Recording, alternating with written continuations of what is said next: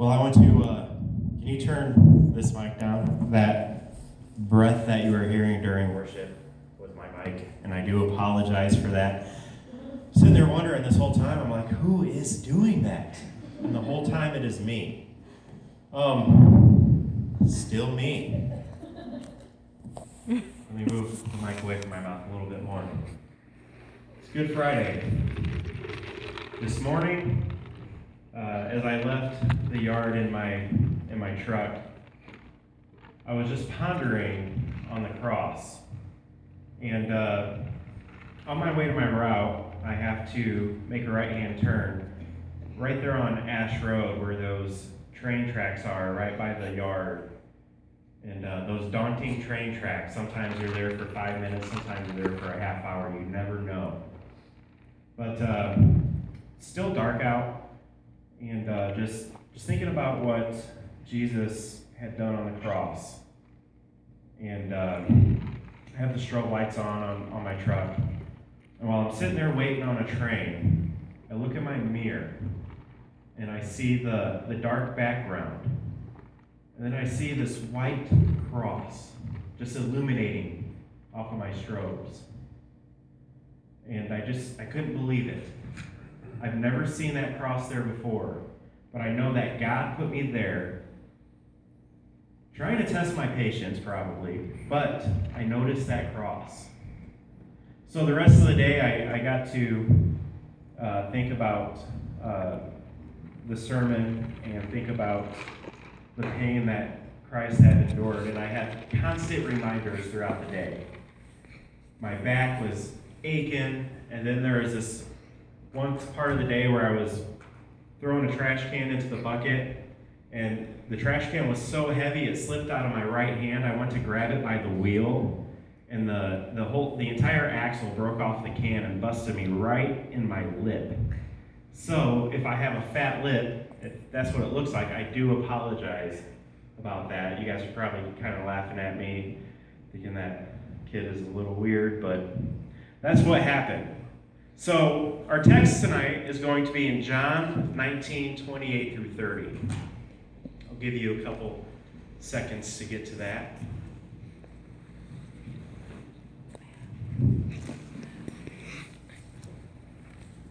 Later, knowing that everything had now been finished, and so that scripture would be fulfilled, Jesus said, "I am thirsty." A jar of wine vinegar was there, so they soaked a sponge in it, put the sponge on a stalk of the hyssop plant, and lifted it up to Jesus' lips. When he had received the drink, Jesus said, "It is finished." With that, he bowed his head and gave up his spirit. Everything is complete. It was 3 o'clock. Jesus called for water. He could hardly speak. A soldier fixed a sponge on a spear and held it up to his lips. It was terribly bitter, but it was enough. He strained to raise his head and look up to heaven. "It is finished," he cried. And then he bowed his head and gave up his spirit. At the time, the moment was filled with too much emotion for those words to sink in and to ponder what they meant. But later, as the early Christians read John's gospel and heard again those words, it dawned on them just how powerful these dying words of Jesus were. John wrote his gospel in Greek, and those last words of Jesus are just one word in Greek, and it's pronounced tetelestai. Tetelestai. The expression, "it is finished," or tetelestai, was well known to them. It was a part of everyday language. When a servant had completed a difficult job that his master had given him to do, he would say to the master, "Tetelestai, I have overcome all the difficulties. I have done the job to the best of my ability. It is finished." When the Jewish people went to the temple with their sacrifice, the high priest would examine what was brought. Most likely he didn't speak Greek, but he would use the Hebrew equivalent of tetelestai, meaning, "Your offering is accepted, it is perfect." When the merchants at the marketplace made a sale and the money was handed over, he would say, "Tetelestai, the deal is finished. complete. The price has been paid in full. I am satisfied. When an artist had finished a painting or a sculpture, he would stand back and say, Tetelestai, it is finished. There is nothing more that can be done to make this piece of art any better. The painting is complete. When a boy recited to his father a difficult passage he had learned from the scriptures, or a girl showed her mother the bread she had baked for the family, they would say, Tetelestai, and the parents responded with, well done, my child. I am very proud of you. When Jesus spoke those final words, he wasn't just saying, this is the end of me, as if there was nothing else to do but to give in to his enemies and die. His last words were in a final surrender to the power of Satan, as if to say, you have won, I am done for. These words don't tell us that Jesus was dead now. That's all there is to it. He is finished, and so everything that he stood for and promised during his earthly life. All those who heard the word Tetelestai, the servants, those who offered sacrifices at the temple, the buyers and sellers at the marketplace, the artists and parents and children understood that Jesus is saying that his job of saving the world has been completed. Tetelestai. He has finished the task and nothing can be added to what has been done. Jesus has paid the price in full. He has canceled all debt. His sacrifice has been a perfect one, acceptable to the Heavenly Father. Tetelestai. It is finished. Everything is complete. What is it that is finished when Jesus says, it is finished? Reconciliation is finished. The word reconciliation has been used a lot in connection with the relationship between the Aboriginal people of our country and the rest of the community. The terrible things that happened in the past have caused a rift between many people. Efforts have been made to heal the differences, to close the gap caused by past actions, to restore friendship, to be reconciled. A terrible gap has become between God and all humanity caused by sin and evil. Our offenses, our disobedience, the hurt we have caused God, the others have destroyed our relationship with God.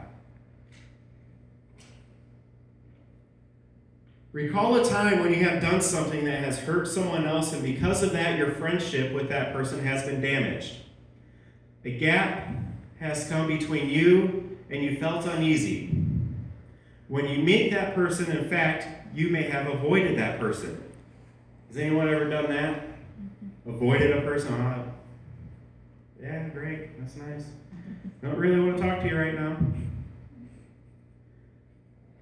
Then I lose my spot. I'm supposed to be able to do my job without, okay, let me get back up here. And you felt uneasy when you met that person. In fact, you may have avoided that person. All of that doesn't change until you put aside your differences and friendship is restored. In the movie Grand Canyon, a tow truck driver is threatened by 5 troublemakers as he attempts to rescue a terrified motorist. He says, man, the world ain't supposed to work like this. Maybe you don't know that, but this ain't the way it's supposed to be. I'm supposed to be able to do my job without asking if I can, and that dude is supposed to be able to wait with this car without you ripping him off. Everything's supposed to be different than what it is here. And he's right. Everything's supposed to be different. God created a perfect, beautiful world, and he made people to live in harmony and peace with one another. But look what's happened. We all know what an effect our poorly chosen words and lack of consideration have on our relationship with family members and friends. Greed and selfishness destroys friendships and separate people and nations. That tow truck driver hit the nail on the head when he said, man, the world ain't supposed to work like this. Sin has a devastating effect on our relationship with God. Sin separates us from God, and if we want to have any hope of going to heaven to be with God, then someone had to deal with sin and restore a relationship with God. So God sent his Son into the world for this very purpose. Jesus died on the cross to get rid of the power of sin.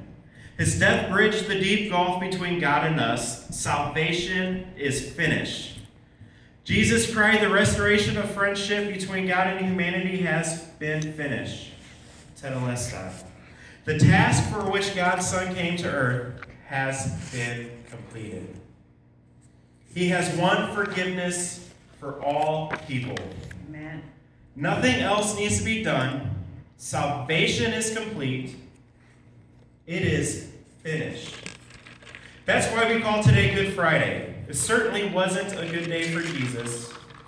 He endured pain, soul-wrenching agony, hanging by the nails in his hands for hours, death on a rough wooden cross for your sake and for mine.